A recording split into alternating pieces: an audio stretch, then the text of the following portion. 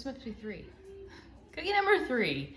This is our version of a cake sugar cookie. You may recognize them. They're very similar to ones you can get at the grocery store. They come in this little plastic package and they're lined up. But we do these instead of regular sugar cookies, mostly because they're really easy to decorate.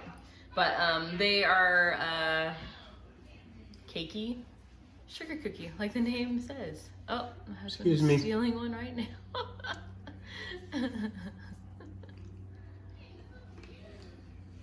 Oh yeah.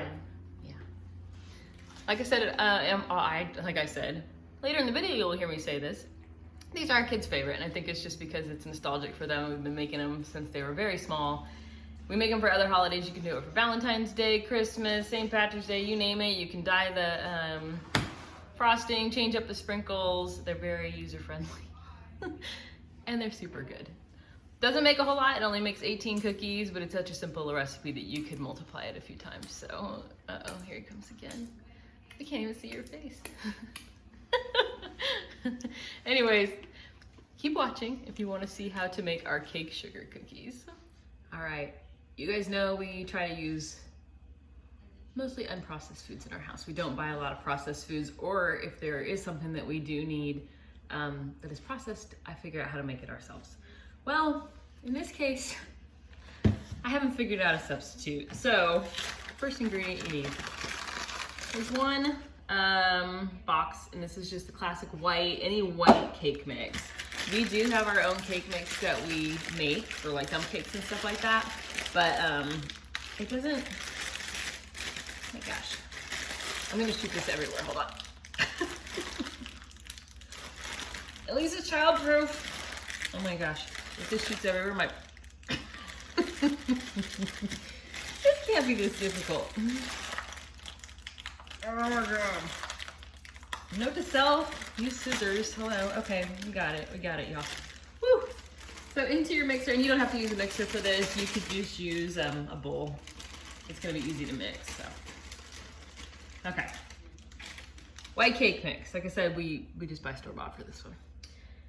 1/3 of a cup of, I use avocado oil, you could use vegetable oil or whatever oil you prefer. I wouldn't use olive oil, only because I'm afraid it's pretty strong. It's not a very neutral oil. 2 eggs. We like to use eggs at a room temperature. So I pulled these out a couple hours before I baked. And then you can use vanilla extract. I find vanilla kind of normal. I like to use, let me see if I can hold it up. Ooh, almond extract. I think that I grew up with a lot of almond extract in my life, and so therefore, to me, it just has a little pop that's kind of unexpected and delicious. That's it. We're gonna try not to pop this all over the house. Almost, there's a little bit here.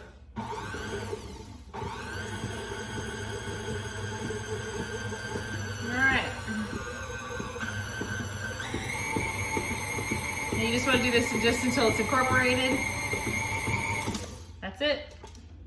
I'm going to spin you guys around and we're going to work on the counter behind me. Stay there, we'll be right back. I have a height problem. I'm not that tall, and so a lot of times I actually can't reach the button because of the angle that I have to go. It's really hard to get myself without chopping my head off, or enough of this for you guys to be able to see. So I have to do a lot of editing to be toes. And anyways, we have our batter. I have a cookie scoop. This usually does like a 1 to 1.5 inch ball, depending on how flat you get it. This dough is kind of wet, but that's what we need in our lives. So you just kind of plop it on your cookie sheet.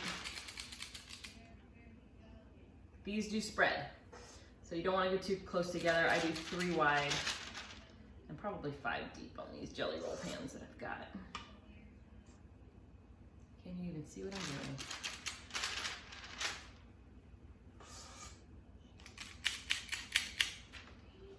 This doesn't make a ton of cookies. It makes enough. Doesn't make a high yield. You're not gonna get 48 cookies out of this or anything. You can easily double it though.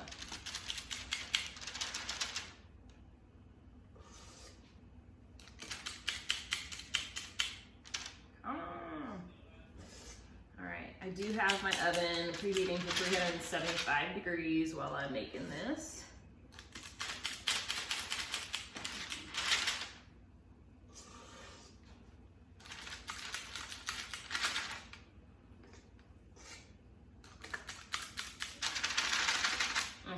One more to go, guys. I'll probably be able to get, I won't get a whole nother sheet out of what I have left in my bowl, but I'll be able to get a good amount. Here's a trick to these guys. This is just a kitchen glass. You can use a mason jar, anything with a flat bottom. If you want to use the bottom of a measuring cup, cooking spray. You're gonna spray the bottom of the cup. You're gonna press down on these until they're flat, but not like overly thin. Just kind of a gentle, gives you a good spot to put your frosting. I can usually get a couple before I have to respray it. Now these are definitely like a cakey, well I mean they're made with cake mix, I mean come on. They're a cakey cookie.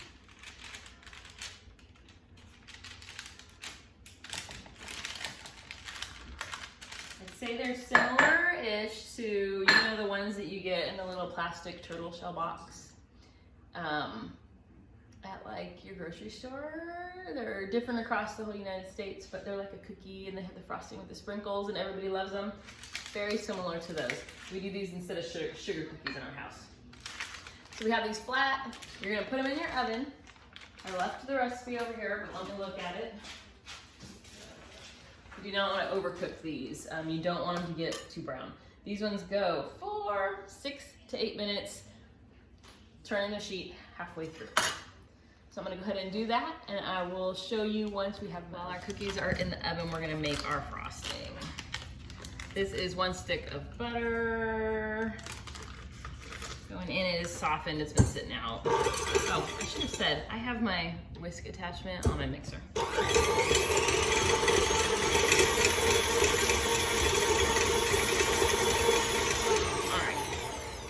To that we are gonna add 3 cups of powdered sugar.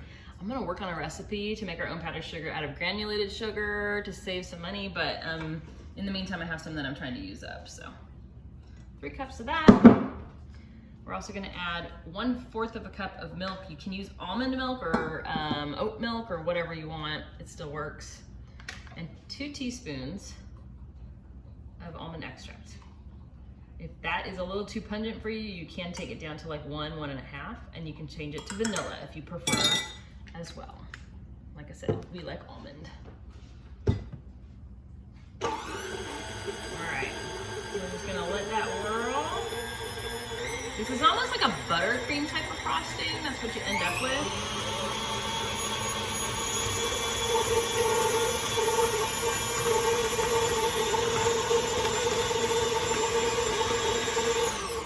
Of course, I forgot my spatula over there, but it's okay. We're gonna show you anyways. This is the consistency that it ends up being. It's a very like buttercream type of frosting.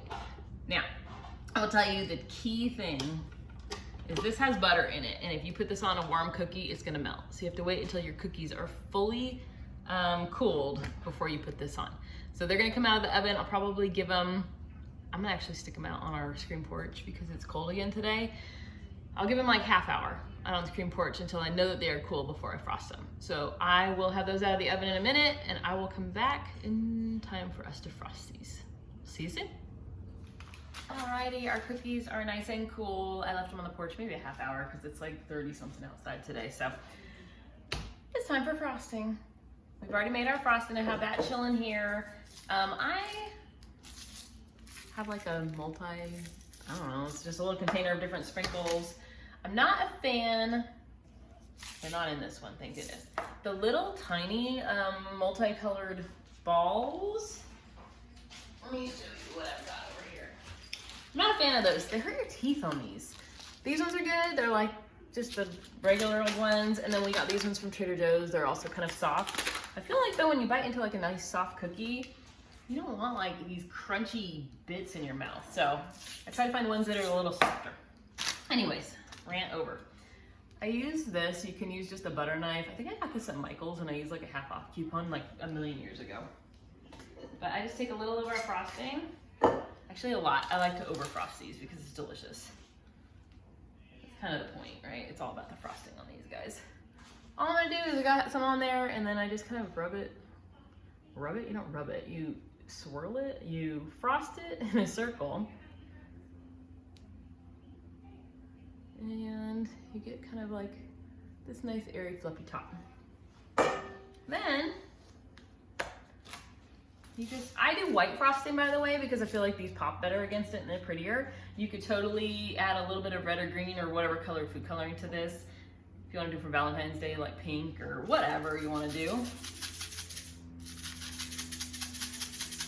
Okay, this is gonna take all day. This is gonna have to be, I removed the lid. That was bad planning on their part. It has holes so small, you can't fit the sprinkles out of it. Anyway, okay, the lid comes off?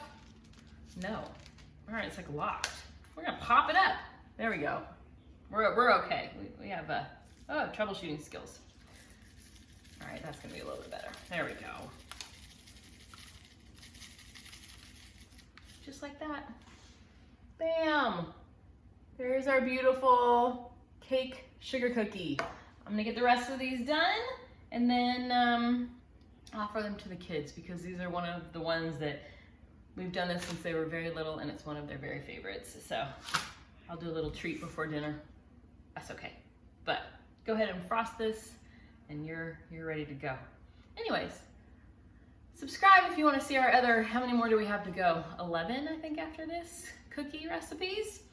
And if there's a flavor or a cookie that you want us to bake, come up with a cool recipe for you or a fun twist on something that's a classic, let us know in the comments below. We'd love to hear from you guys. I appreciate it, as always, for you guys watching, and I hope you have a fantastic evening.